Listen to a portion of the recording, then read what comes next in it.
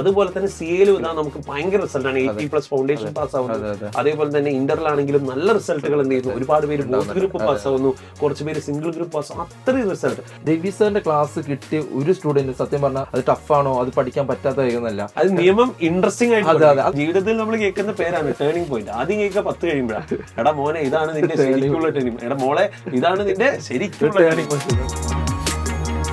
പിന്നെ സാറേ നമ്മൾ 10 വരെ പല പല സബ്ജക്റ്റാ പഠിക്കുന്നത്. നമ്മൾ പോകുന്ന മേഖലയ്ക്ക് അനുസരിച്ച് എന്ത് ചെയ്യാൻ സബ്ജക്റ്റുകൾ മാറുന്നുണ്ട് അല്ലെ. ഇപ്പോ സയൻസ് ബാക്ക്ഗ്രൗണ്ട് പോകുന്നവർക്ക് 10 വരെ ഉള്ളത് വീണ്ടും കണ്ടിന്യൂ ചെയ്യുന്നത്. നമ്മൾ പഠിച്ച മാത്സ് ഒക്കെ ബേസ് ആണ്, എല്ലാവർക്കും ബേസ് ആണ്, അതിൽ അഡ്വാൻസ്ഡ് ആയിട്ട് കാര്യങ്ങളൊന്നും ഇല്ല സത്യം പറഞ്ഞാൽ. ഒരു കോമൺ ആയിട്ട് പറയുകയാണെങ്കിൽ 10th ഒരു നോളജ്, ബേസിക് നോളജ് എന്തായാലും ഉണ്ടാവും.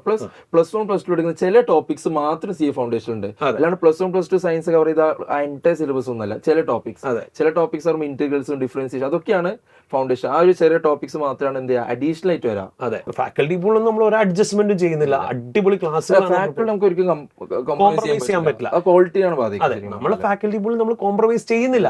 നമ്മൾ ഓരോ സബ്ജക്ട് എടുത്ത് നോക്കുകയാണെങ്കിൽ മാത്സ് എടുക്കുന്ന യൂസഫ് സാറാണ്, ഭയങ്കര ഫേമസ് ആയിട്ടുള്ള ഫാക്കൽറ്റിയാണ്. അതുപോലെ തന്നെ എക്കണോമിക്സ് എടുക്കുന്നത് ബാസിൽ സാർ, CA ബാസിൽ സാറും മുബഷിർ സാറും കൂടെയാണ്. പിന്നെ റെക്കോർഡ് 99 ആണ് എക്കണോമിക്സിൽ. അതെ, മുബഷിർ സാർ ഏറ്റവും കൂടുതൽ മാർക്കുള്ളത് 99 ആണ്. അതായത് 100ൽ 99. അതും കോമ്പറ്റീറ്റീവ് കോഴ്സുകൾ, CA പോലുള്ള ഒരു കോമ്പറ്റീറ്റീവ് കോഴ്സുകളിൽ 99 എന്ന് പറയുന്നത് ഭയങ്കര ഹൈ. യൂസഫ് സാർക്കും 90+ സ്കോറുകൾ ഒരുപാടുണ്ട്. അതേപോലെ അക്കൗണ്ടൻസി സാറിന്റെ സ്റ്റുഡൻസ് ഒരുപാട് മാർക്കുകൾ. അപ്പൊ ഇത് എല്ലാ എല്ലാ ടേമിലും കിട്ടണമെന്നില്ല. അപ്പൊ ആ കുട്ടികളുടെ ആ ഒരു ഡെഡിക്കേഷനും ഈ ഒരു പ്രോപ്പർ ഗൈഡൻസ്, അതായത് ഗൈഡൻസും വേണം, കുട്ടികളുടെ എഫേർട്ടും വേണം, രണ്ടും കൂടെ ഒരുമിച്ച് വരുമ്പോഴാണ് ഈ ഒരു സക്സസ്, ഭയങ്കര ഹെവി സക്സസ്. പക്ഷെ ഈ പിള്ളേർ വരുന്ന സമയത്ത് അവർ മെന്റാലിറ്റി ഡിഫറെന്റ് ആയിരിക്കും. School vibe, trip. പക്ഷെ സ്വാഭാവികമായിട്ട് ഒരു കോഴ്സിൽ ചേരുന്ന സമയത്ത് അതെന്തോ മോൾഡ് ചെയ്ത് എടുക്കാറാണ്.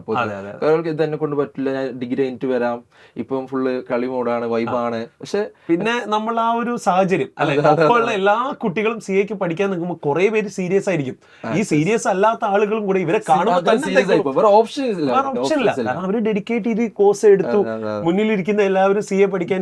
ഇവരൊക്കെ ആദ്യം നമ്മൾ വിചാരിക്കും ഇവരൊക്കെ എന്താ അത്ര സീരിയസ്. പക്ഷെ ഈ സീരിയസ് അല്ലാതെ ഇതിനെ വളരെ സിമ്പിൾ ആയിട്ട് കാണുന്നവർ പാസ് ആവുന്നുണ്ട്.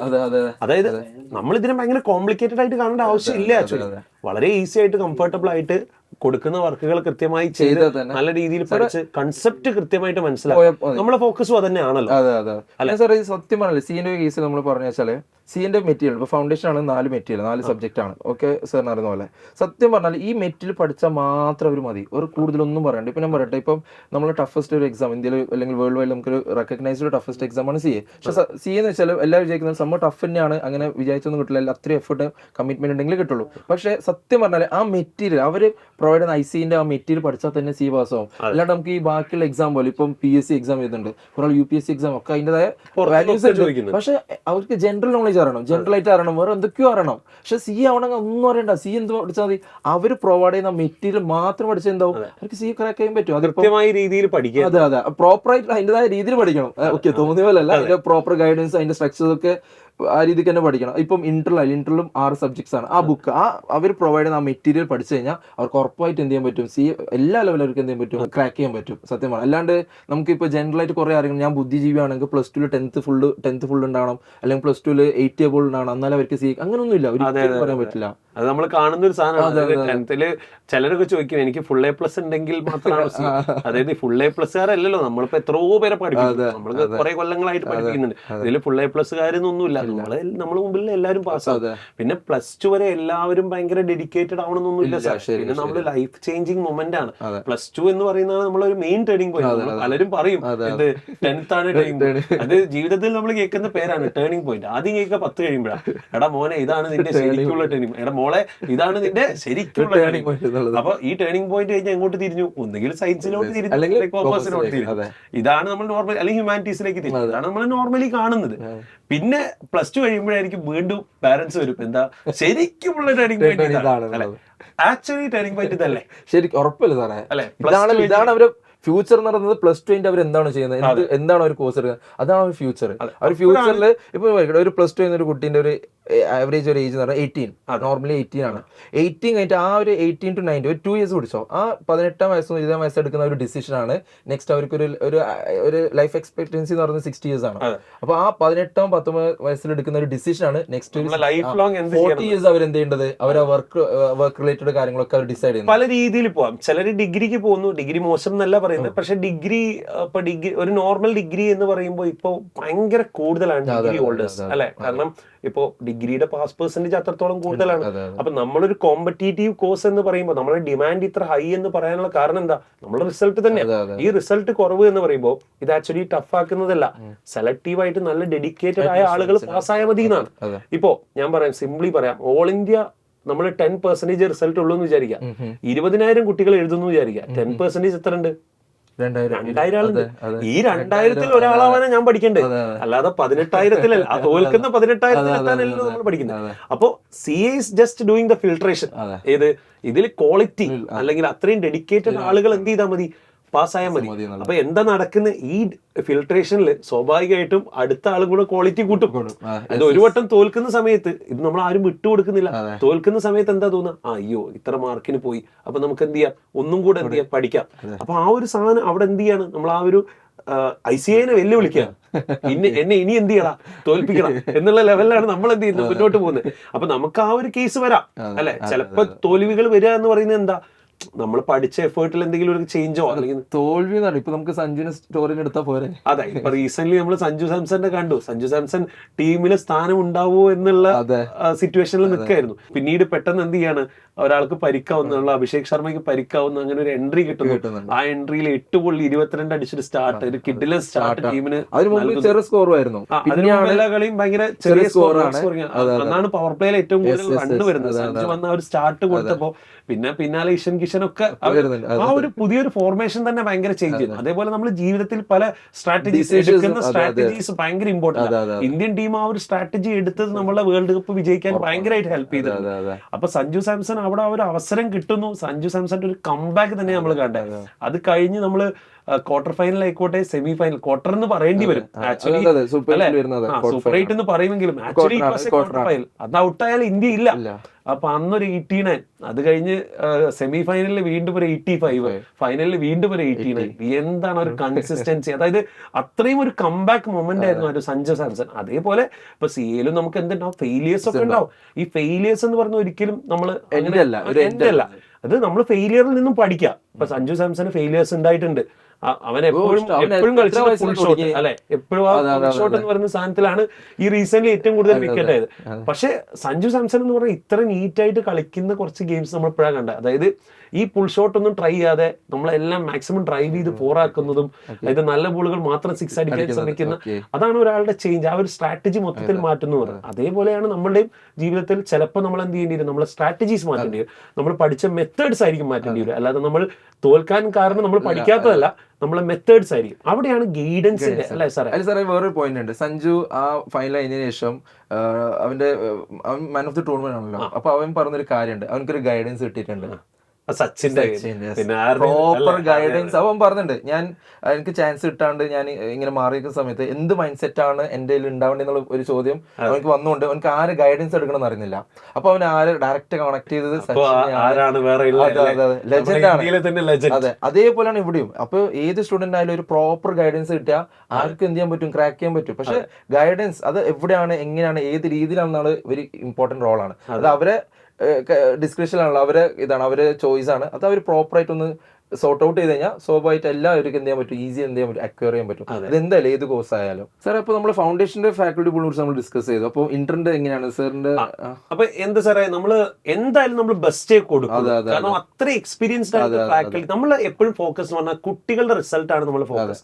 കാരണം സൈലം എന്ന് പറയുന്നത് കൊമേഴ്സ് മാത്രമല്ല, സൈലം, നീറ്റ്, JEE എല്ലാ മേഖലകളും നമ്മൾ ചെയ്യുന്നുണ്ട്. അപ്പൊ നമ്മളുടെ ഫോക്കസ് എന്ന് പറഞ്ഞാൽ കുട്ടികളുടെ റിസൾട്ട്. അതായത് നമ്മൾ പൊതുവെ ഒരു ക്യാപ്ഷൻ പറയല്ലോ, റിസൾട്ട് സ്പീക്സ് എന്ന് പറയൂലേ, അതാണ് അല്ലേ. സൈലത്തിന്റെ ഏത് മേഖല എടുത്ത് നോക്കിയാലും റിസൾട്ട് ഉണ്ട് സാറേ. ഇപ്പൊ റീസെന്റ് വന്ന CMA നല്ല റിസൾട്ടാണ്, നമുക്ക് റാങ്ക് ഹോൾഡർ വരാനുണ്ട്. അതുപോലെ തന്നെ CA നമുക്ക് ഭയങ്കര റിസൾട്ടാണ്, 80+ ഫൗണ്ടേഷൻ പാസ് ആവുന്നു. അതേപോലെ തന്നെ ഇന്ററിലാണെങ്കിലും നല്ല റിസൾട്ടുകൾ എന്ത് ചെയ്യുന്നു, ഒരുപാട് പേര് ബോത്ത് ഗ്രൂപ്പ് പാസ് ആവുന്നു, കുറച്ച് പേര് സിംഗിൾ ഗ്രൂപ്പ് പാസ് ആവും, അത്രയും റിസൾട്ട്. അപ്പൊ നമ്മൾ എപ്പോഴും റിസൾട്ട് ഓറിയന്റഡ് ആയിട്ടാണ് നമ്മൾ എന്ത് ചെയ്യുന്നത്, ക്ലാസ് കൊടുക്കുന്നത്. അപ്പൊ നമ്മൾ എടുത്ത് പറഞ്ഞു, ഇപ്പൊ ഫൗണ്ടേഷന്റെ ഫാക്കൽറ്റി ഇപ്പോൾ നമ്മൾ പറഞ്ഞു, മാത്സ് എടുക്കുന്നത് യൂസുഫ് സാർ, അതേപോലെ എക്കണോമിക്സ് എടുക്കുന്നത് മുബഷിർ സാറും ബാസിൽ സാറാണ്, അക്കൗണ്ടൻസി എടുക്കുന്നത് സാറ് തന്നെയാണ്. പിന്നെ നമ്മൾ എടുത്തു പറയേണ്ടത് ലോ എടുക്കുന്ന അഡ്വക്കേറ്റ് രവി സാറാണ്. അത്രയും എക്സ്പീരിയൻസ്ഡ് പേഴ്സൺ ആണ് സാറിന്റെ, അല്ലെ, എന്റെ ഗുരു കൂടിയാണ്. സാറ് പഠിപ്പിച്ചിട്ടുണ്ട്. പിന്നെ എന്നെ പഠിപ്പിച്ചിട്ടില്ല, ബട്ട് എനിക്ക് വളരെ വളരെ നന്നായിട്ട് അറിയുന്ന, നമ്മളെ ഏറ്റവും റെസ്പെക്ട് ചെയ്യുന്ന സാർ പറഞ്ഞ എക്സാമ്പിൾസ് ഒക്കെ റിയൽ ലൈഫ് എക്സാമ്പിൾസ് ആണ്. കാരണം മൂപ്പര് എക്സ്പീരിയൻസും നോളേജും, കാരണം ഇത്ര വർഷത്തെ എക്സ്പീരിയൻസ് ഉണ്ട്. അപ്പൊ അത് കണക്ട് പരീക്ഷയ്ക്ക് ആ ക്വസ്റ്റ്യൻ ആൻസറും അത് കിട്ടുന്നു എന്ന് എന്നോട് ഒരുപാട് പേര് പറഞ്ഞിട്ടുണ്ട്. എനിക്ക് പേഴ്സണലി അറിയുന്ന സാറാണ്. അല്ല, പൊതുവെ എല്ലാവരും ലോ ഭയങ്കര ടഫാന്ന് പറയാം ജനറലി ആണ്, അല്ലാന്നൊന്നും പറഞ്ഞു. കാരണം ഈ ലോ എന്ന് പറയുന്ന പേപ്പർ ബാക്കിയുള്ള സബ്ജക്റ്റിനെ വെച്ച് നോക്കുമ്പോൾ പുതിയതാണ്, കംപ്ലീറ്റ് തിയറിയാണ്, ഒരു ലോയർ ആവാൻ പഠിക്കുന്നതാണോ, ആ ഒരു മെന്റാലിറ്റി ഒക്കെ പിള്ളേർക്ക് വരാം. അപ്പൊ അത് ക്രാക്ക് ചെയ്യുന്ന പൊതുവെ പിള്ളേർക്ക് ടഫ്നെസ് ആണ്. പക്ഷെ സത്യം പറഞ്ഞാൽ രവി സാറിന്റെ ക്ലാസ് കിട്ടിയ ഒരു സ്റ്റുഡന്റ് സത്യം പറഞ്ഞാൽ ഒരാളും പോലും എന്ത് ചെയ്തിട്ടില്ല അത് ടഫാണോ, അത് പഠിക്കാൻ പറ്റാത്ത വൈകുന്നല്ല. അത് നിയമം ഇൻട്രസ്റ്റിംഗ് ആയിട്ട്, അതെ അത് കാരണം ലോ എന്ന സബ്ജക്ട് ബാക്കിയുള്ള സബ്ജക്ട് പോലെ ജസ്റ്റ് ഡെലിവറി ചെയ്യലല്ല. ഇപ്പൊ അക്കൗണ്ട്സ് ഒക്കെ ആണ്, ഇപ്പൊ സത്യം പറഞ്ഞാൽ ഞാൻ അക്കൗണ്ടിങ് ഫാക്കൽറ്റി ആണ്. ഓക്കെ, അപ്പൊ നമ്മൾ ജസ്റ്റ് ആ കൺസെപ്റ്റ് കാര്യങ്ങൾ പറയാം, ഇങ്ങനെ ക്വസ്റ്റ്യൻസ് കാര്യങ്ങളൊക്കെ ക്ലിയർ. പക്ഷെ ലോ ഒരിക്കലും ഇത് ഇങ്ങനെയാണ് അതിങ്ങനെ പറഞ്ഞ ഒരു കാര്യമില്ല. അത് ശരിക്കും റിയൽ ലൈഫ് എക്സ്പീരിയൻസ് പറഞ്ഞ കുറച്ച് കാര്യങ്ങളുണ്ട്. എക്സ്ട്രാ സ്റ്റോറീസോ അവർ കണക്ട് ചെയ്യാൻ പറ്റും, അവർക്ക് റിമെമ്പർ ചെയ്യാൻ പറ്റും, പല കാര്യങ്ങളും എന്ത് ചെയ്യണം, അത് ഡെലിവർ ചെയ്യണം. ശരിക്കും പറഞ്ഞാൽ പിള്ളേരുടെ മൈൻഡിൽ അതാ ഉണ്ടാവാം. അപ്പൊ അത് കണക്ട് ചെയ്തിട്ടായിരിക്കും അവർ പല പ്രൊവിഷൻസും ക്ലോസും ഒക്കെ എന്ത് ചെയ്യും, റിമെമ്പർ ചെയ്യാൻ പറ്റുന്നത്. അപ്പം അത് ലോന്റെ കേസിൽ ഒരു എക്സെപ്ഷണൽ കേസാണ്. അത് ബാക്കിയുള്ള ഉറപ്പാണ്. സത്യം പറഞ്ഞാൽ എനിക്ക് ഇപ്പോഴും ഓർമ്മ, ഞാൻ പഠിക്കുന്ന സമയത്തൊക്കെ ഇൻട്രസ്റ്റിംഗ് ആണ് സാറിന്റെ ക്ലാസ്. ഓഫ് കോഴ്സ് ക്ലാസ്സിനേക്കാൾ കൂടുതൽ സാറിന്റെ സ്റ്റോറി ഒക്കെ ഭയങ്കര തരില്ല. കാരണം ഫസ്റ്റ് ഓഫ് ഓൾ സാർ ഒരു സ്റ്റോറി ടെല്ലർ ആണ്. നല്ല രീതിയിൽ സാർ നമ്മള് സാർ ടോപ്പിക് അടക്കം ഇങ്ങനെ കുഴപ്പമില്ലാത്ത രീതിയിലിരിക്കും. പക്ഷെ സാറിന് സ്റ്റോറി തുടങ്ങിയല്ലേ ഫുൾ കോൺസെൻട്രേഷൻ ആണ്. സാർ എന്തോ സൈലൻസ് അത്രയും അടിപൊളി. അത് ഒന്നില്ല, അത് സാറിന്റെ എക്സ്പീരിയൻസ് ആണ്. സാറിന്റെ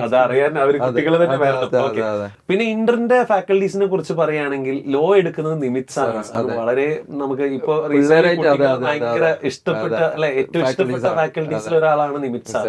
പിന്നെ ആക്ച്വലി അക്കൗണ്ട്സ് എടുക്കുന്നത് നജ്മുദ്ദീൻ സാർ. അതെ, നജ്മുദ്ദീൻ കള്ളൻ, അല്ലെ, കള്ളൻ എന്ന് വിളിക്കുന്നത്. അപ്പൊ പിന്നെ നമ്മൾ അക്കൗണ്ട്സ് എടുക്കുന്ന ഫാക്കൽറ്റി എന്ന് പറഞ്ഞാൽ നജ്മുദ്ദീൻ കള്ളനാണ്, കള്ളൻ, അല്ലെ, കുട്ടികൾ അല്ലെ, CA കള്ളനാണ്, കള്ളൻ എന്നറിയപ്പെടുന്ന നജ്മുദ്ദീൻ സാറാണ്. പിന്നെ ആക്ച്വലി ടാക്സ് എടുക്കുന്ന CA ബാസിൽ സാറും. ഞാൻ പറയണോ, ഒരു ക്രൗഡ് പുള്ളർ ഫാക്കൽറ്റി, GST എടുക്കുന്ന ക്രൗഡ് പുള്ളർ ഫാക്കൽറ്റി നമുക്ക് സൈലത്തിനുണ്ട്. സൈലത്തിൽ ഒരു ക്രൗഡ് പുള്ളർ ഫാക്കൽറ്റി ദിനേ സാർ നിങ്ങൾ തന്നെയാണ്, ഒരു സംശയമില്ല. ഞാൻ എപ്പോഴും ക്ലാസ് കഴിഞ്ഞ് വരുന്ന സമയത്ത് ഉണ്ടാവും. നിങ്ങൾ വരുമ്പോൾ നിങ്ങൾക്ക് ബറ്റാലിയൻസ് ഉണ്ട്, ഉള്ളൊരു സൈഡ് ലെഫ്റ്റ് റൈറ്റ് ഒക്കെ ഉണ്ട്. ഞാനൊക്കെ വരുമ്പോൾ ഒറ്റയ്ക്ക് ആരും ഇല്ല. അതെ അതെ. പിന്നെ നമുക്ക് വരുന്നത് ഓഡിറ്റിംഗ് എടുക്കുന്നത് ഇന്ദു സാറെ കുറിച്ച് പറയേണ്ട ആവശ്യമില്ല. സാറിന്റെ ഒരു പ്രാക്ടിക്കൽ, അല്ലെ, ഫസ്റ്റ് ഓഫ് ഓൾ ഒരു പ്രാക്ടീസ് ചെയ്യുന്നുണ്ട്. പിന്നെ സാർക്ക് എത്രയോ ക്വാളിഫിക്കേഷൻ, ഒരുപാട് അറിയില്ല എന്തിനാണെന്ന് അറിയില്ല, കൂടുതൽ ക്വാളിഫിക്കേഷൻ മൂപ്പര്. ഞാൻ എപ്പോ ഒരു ഫ്രീ കിട്ടിയാലും എന്റെ ഒരു അനാലിസിസ് പ്രകാരം ഫാക്കൽറ്റി ലെവലിൽ കൂടുതൽ ബുക്ക് വായന ഉള്ളത് മൂപ്പർക്കാണ്. കുറെ ബുക്കും കുറെ നോളജും സാർ മൂപ്പര് കണ്ടു. മൂപ്പര് പേഴ്സണൽ കുറെ വീഡിയോസ് ഒക്കെ ഇടുന്നത് ഫുള്ള് ചാനൽ. അപ്പൊ ഞാൻ ഇത് എടുത്ത് ഇങ്ങനത്തെ സീൽ ഇതൊന്നും ഇല്ലല്ലോ, നമ്മൾ പഠിച്ചതാണല്ലോ. പക്ഷെ മൂപ്പര് വായനന്റെ ആ ഒരു ഇതാണ്. സാർ നമ്മൾ നേരത്തെ രവി സാറിന്റെ കേസ് പറഞ്ഞ പോലെ തന്നെ ആയിരിക്കും ഇന്ദു സാറിന്റെ ക്ലാസ്. കുറെ സ്റ്റോറി ടെല്ലിംഗ്സ് ഉണ്ട്. സാർ ഇപ്പൊ റീസെന്റ് ഇവിടെ കുട്ടികൾ ഇന്ദു സാറിന്റെ ക്ലാസ്സിൽ ഇരിക്കുന്നുണ്ട്. അപ്പൊ കുട്ടികൾ, എനിക്ക് ഡയറക്ട്ലി അറിയാം ഇന്ദു സാർ. അപ്പൊ കുട്ടികൾ ഇങ്ങനെ എടുത്ത് പറയുന്നതാണ് സാർ ഓരോ കാര്യങ്ങൾ പറയുമ്പോൾ അതിൽ അത്രത്തോളം പ്രാക്ടിക്കൽ കാര്യങ്ങളുണ്ടാവും. സാറിന്റെ എക്സ്പീരിയൻസ് ആണ് അവിടെ. അത് ഓഡിറ്റിംഗ് എന്ന് പറഞ്ഞ സബ്ജക്ട് ആണ്. അതൊക്കെ ഒരു പലരും ട്രൈ എന്ന് പറയുന്നു. എല്ലാവരും പറഞ്ഞു ഭയങ്കര ഇൻട്രസ്റ്റിംഗ് സബ്ജക്ട്. ഞാൻ അപ്പുറത്ത് ഓഡിറ്റിംഗ് എങ്ങനെ ഓഡിറ്റിംഗ് ഉണ്ടെന്ന് വെച്ചപ്പോ ചിലര് പറയും സാർ അത് ഡ്രൈ അല്ലേ. പക്ഷെ സാർക്ക് അങ്ങനെ ഞാൻ കേട്ടിട്ടില്ല. മൂപ്പര് കാരണം മൂപ്പർക്ക് ആ ഒരു ക്വാളിറ്റി ഉണ്ടായതുകൊണ്ട് വായന ഉണ്ടായിരുന്നു. കുറെ സ്റ്റോറീസ് മൂപ്പര് കണക്ട് ചെയ്ത് പിള്ളേരെ ആ ഒരു ഫോക്കസ് മൂപ്പര് എന്ത് ചെയ്യും പിടിച്ചു നിർത്തിയാണ് മൂപ്പര് ക്ലാസ് ഡെലിവർ ചെയ്യാം. ഓഡിറ്റിംഗ് ആൻഡ് SM എന്ന് പറയേണ്ടി വരും. SM എടുക്കുന്നത് സനൽ സാർ. ഇപ്പോ ഡോക്ടർ കൂടെ ആണ്, ഇപ്പൊ പ്രൊഫസർ അല്ലെ, പ്ലസ് ഡോക്ടറേറ്റ് ഒക്കെ എടുത്തു. അപ്പൊ ഡോക്ടർ CMA സനൽ സ്വാമിനാഥൻ കുട്ടികൾക്ക് എല്ലാവർക്കും അറിയാം. പിന്നെ അദ്ദേഹത്തിന്റെ എന്നെ പഠിപ്പിച്ച സാറാട്ടോ, എന്നെ ഫൈനലിൽ പഠിപ്പിച്ച സാറാണ് Sanal sir. Sanal sir class അടിപൊളിയാണ്. പിന്നെ സാറ് തരുന്ന നോട്ടിൽ നിന്ന് ചോദ്യം വരുന്നത്. അതായത് സാറ് ഇങ്ങനെ പഠിപ്പിക്കുന്ന കുറച്ച് നമുക്കിങ്ങനെ എല്ലാം സോർട്ട് ഔട്ട് ചെയ്ത് ഇന്നത് പഠിക്കുക അതൊന്ന് ചോദ്യം വരും. നമുക്ക് കംഫർട്ടാ, അതാണല്ലോ വേണ്ടത്. സനൽ സാറെ കുറിച്ച് എടുത്തു പറഞ്ഞു, എന്റെ ഗുരു കൂടിയാണ്. അപ്പൊ സാർ നേരത്തെ രവി സാറെ കുറിച്ച് പറഞ്ഞ പോലെ എന്റെ ഗുരുവാണ് ഇത് സനൽ സാർ എന്ന് പറയുന്നത്. പിന്നെ ഉള്ളത് നമ്മള് കോസ്റ്റിംഗ് FM എടുക്കുന്നത്, കോസ്റ്റിംഗ് ആണെങ്കിലും FM എടുക്കുന്നത് നമ്മള് Marzooq sir, CA Marzooq sir, Tirur practising ചാർട്ടറിനെ കൊണ്ട്. തിരൂര് മാത്രല്ല, അങ്ങ് ദുബായിലുള്ള പറയില്ലേ, ഓവറോൾ ഫേമസ്. അതെ, ഓവറോൾ ഫേമസ്. സാർ പുറത്തും പ്രാക്ടീസ് ചെയ്യുന്നുണ്ട്, നമ്മള് ഇന്ത്യയിലും പ്രാക്ടീസ് ചെയ്യുന്നുണ്ട്. അപ്പൊ അത്രത്തോളം ഭയങ്കര എക്സ്പീരിയൻസ്ഡ് ആയിട്ടുള്ള ഫാക്കൽറ്റിയാണ്. പിന്നെ ഇവിടുത്തെ ഏറ്റവും ടോപ്പ് മാർക്കൊക്കെ 95 കോസ്റ്റിംഗിൽ 95 അത്യാവശ്യം നല്ല മാർക്ക് മേടിച്ചിട്ടുണ്ട്. ഇപ്പൊ റീസെന്റ് ഇപ്പൊ ഞാൻ ഇന്ന് കേട്ടതിൽ വരെ 80+ കുറെ സ്കോറുകൾ കോസ്റ്റിംഗിൽ വന്നിട്ടുണ്ട്. അപ്പൊ സാറിന്റെ ക്ലാസിന്റെ ഒരു ക്വാളിറ്റിയാണ്. സാർ പിന്നെ ഒരു യുണീക്ക് മെത്തേഡിലാണ് പഠിപ്പിക്കുക. അപ്പൊ ആ ഒരു മെത്തേഡ് എന്നോട് കഴിഞ്ഞ നമ്മുടെ rank holder Vipin Das, sir കേട്ടിട്ടുണ്ടെന്നറിയില്ല, തൊട്ട് മുമ്പത്തെ rank holder, all India 50th rank holder ഇവിടെ നിന്നായിരുന്നു, സൈലത്ത് നിന്നായിരുന്നു. അപ്പൊ വിപിൻ ദാസ് നമ്മളെ കുറിച്ച് പറയുന്നുണ്ടായിരുന്നു. അപ്പൊ അന്ന് പറഞ്ഞിരുന്നു മർസൂഖ് സാറിന്റെ ഒരു മെത്തേഡ്. ആദ്യമൊക്കെ ഒരു ഡൗട്ട് ചെയ്തിരുന്നു, കാരണം എല്ലാ ക്വസ്റ്റ്യനും ചെയ്യാൻ പറ്റുമോ, പക്ഷെ സാറിന്റെ മെത്തേഡുകൾ ഇങ്ങനെ എല്ലാ ക്വസ്റ്റ്യനും ചെയ്യാൻ പറ്റും. അപ്പൊ അതാണ് നമ്മളെ ഒരു ഓരോ ഫാക്കൽറ്റീസിനെയും ക്വാളിറ്റി ചെയ്യുന്നത്. പിന്നെ സാർ അവിടെ മർസൂഖ് സാറിന് വരുന്ന ഒരു അഡ്വാൻറ്റേജ് വെച്ചാൽ സാർ 2 പേപ്പർ ഹാൻഡിൽ ചെയ്യുന്നുണ്ട്, കോസ്റ്റിംഗും FM. ഒരു കോമ്പിനേഷൻ ആണ്. സത്യം പറഞ്ഞാൽ ഗ്രൂപ്പ് 2 ഒരു 150 മാർക്സ് ആരുടെ കയ്യില്ല, സാറിന്റെ കയ്യില്ല. അപ്പൊ സത്യം പറഞ്ഞാൽ ആ ഒരു അത് മാത്രമല്ല FM കോസ്റ്റിംഗ് ഒരു കണക്ട് ചെയ്യാൻ പറ്റും. അത് ഒരേ ഫാക്കൽറ്റി ആണ്, അവർക്ക് കുറച്ചും കൂടി ബെറ്റർ ആണ്, സ്റ്റുഡൻസിനൊക്കെ കുറച്ചും കൂടി എന്താവും, അടിപൊളിയാവും. സാധാരണ നമുക്ക് പൊതുവെ അറിയാം സാർ അത്ര അടിപൊളി നമ്മളോട് പറയുന്നത്, നമ്മളോട് ഇങ്ങനെ കുറച്ച് കുട്ടികൾ ഭയങ്കര കണക്ഷൻ പറയുന്നുണ്ടാവും. സൈലത്തിന് നമ്മൾ കൊടുക്കുന്ന ബെസ്റ്റ് ഫാക്കൽറ്റികളാണ്. അപ്പൊ ഒരു സംശയം വേണ്ട. അല്ല, അത് നമ്മൾ പറയേണ്ട ആവശ്യമില്ല സാർ, നമ്മൾ റിസൾട്ട് തന്നെ പ്രൂവ് ആണ്. അതെ അതെ. പിന്നെ കുട്ടികൾ, അല്ല സാറേ ഞാൻ പറയുന്നത്, കുട്ടികൾ എന്ത് ചെയ്യട്ടെ, പുറത്ത് അന്വേഷിക്കട്ടെ, ഓരോ ഫാക്കൽറ്റീസിനെയും കുറിച്ച് അന്വേഷിച്ച്. ഞാൻ അത്രയും കോൺഫിഡൻസിലാണ് പറയുന്നത്. ഓരോ ഫാക്കൽറ്റീസ് നമ്മൾ തെരഞ്ഞെടുത്ത് കൊണ്ടുവന്നതാ, ഓരോ സ്ഥലത്തും എടുത്ത് പ്രോവൻ ആയിട്ടുള്ള അത്രയും റിസൾട്ടുകൾ ക്രിയേറ്റ് ചെയ്തിട്ടുള്ള ഫാക്കൽറ്റീസ് മാത്രമാണ് സൈലത്തിൽ എടുക്കുന്നത്. അപ്പോൾ ഇപ്പോൾ ചേഞ്ചസ് വന്നിട്ടുണ്ടോ എന്ന് ചോദിച്ചു കഴിഞ്ഞാൽ ഒരുപാട് ചേഞ്ചസ് വരാം. പിന്നെ നമുക്ക് എല്ലാ ബാച്ചിലും ഒരേ ആളെ എടുക്കണമെന്നില്ല, ബട്ട് നമ്മൾ എവിടെയും കോംപ്രമൈസ് ചെയ്യുന്നില്ല. ബെസ്റ്റ് ഉണ്ടാവുള്ളൂ. ബെസ്റ്റിന്റെ ഇൻഡസ്ട്രി ആയിരിക്കും നമുക്ക് ക്ലാസ്. പിന്നെ എല്ലാ ഫാക്കൽറ്റി അതിന്റെ അഡ്വാൻറ്റേജ്. അപ്പോൾ ഒരാളെ തന്നെ വാശി പിടിക്കുന്നതിലും കാര്യമില്ല സത്യം പറഞ്ഞാല്. അതെ, ഓരോരുത്തരും മെത്തേഡ് ക്ലാസ് മനസ്സിലാവുന്നുണ്ട്. ഫൈനലി അവർക്ക് ഓക്കെ ആണോ, ക്ലാസ് അവർ ക്ലിയർ ചെയ്യാൻ പറ്റുന്നുണ്ടോ, അവർക്ക് കൺസെപ്റ്റ് ക്ലാരിറ്റി കിട്ടുന്നുണ്ടോ, അതാണ് മുഖ്യം സത്യം പറഞ്ഞാല്. അപ്പൊ സാറേ സിംപ്ലി പറഞ്ഞു വരികയാണെങ്കിൽ, സ്ട്രീം ഏതും ആവട്ടെ, കൊമേഴ്സ് ആവട്ടെ, സയൻസ് ആവട്ടെ, ഹ്യൂമാനിറ്റീസ് ആവട്ടെ, CA എവിടെ പഠിക്കണം? സൈലത്ത് പഠിക്കണം. കാരണം എന്താ, അതായത് റിസൾട്ട് അല്ലെ, നമ്മളുടെ റിസൾട്ടുകളും അതുപോലെ തന്നെ അതെ ഫാക്കൽറ്റി പൂളുകളൊക്കെ നോക്കിയിട്ട് എല്ലാം നോക്കിക്കൂട്ടെ, എല്ലാ കാര്യങ്ങളും ചെക്ക് ചെയ്ത് റിസൾട്ടും ഫാക്കൽറ്റി പൂളും ഒക്കെ ചെക്ക് ചെയ്തിട്ട് കുട്ടികൾ അത്രയും ഷുവർ ആയിട്ട് എന്ത് ചെയ്താൽ മതി, ഇവിടെ ജോയിൻ ചെയ്താൽ മതി. അപ്പൊ നിങ്ങൾക്ക് ഫുൾ കോൺഫിഡൻസിൽ നമ്മൾ പറയുന്നു, നിങ്ങൾക്ക് ധൈര്യമായിട്ട് സൈലത്തിൽ ജോയിൻ ചെയ്യാം. അടിപൊളി ക്ലാസ്സുകൾ നമ്മൾ എന്ത് ചെയ്യുന്നതായിരിക്കും, പ്രൊവൈഡ് ചെയ്യുന്നതായിരിക്കും.